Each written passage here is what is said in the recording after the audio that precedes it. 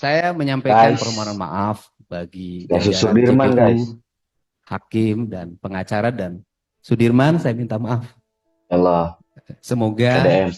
ini adalah peristiwa yang terakhir dalam kehidupan Indonesia.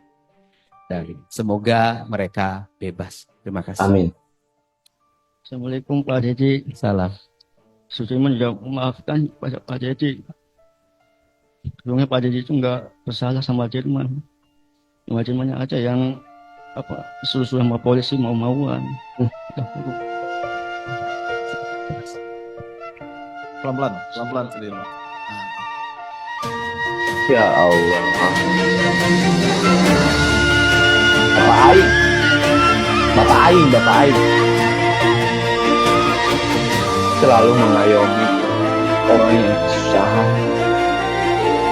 Ya Allah, ini sosok yang bermanfaat, yang selalu dicintai rakyat.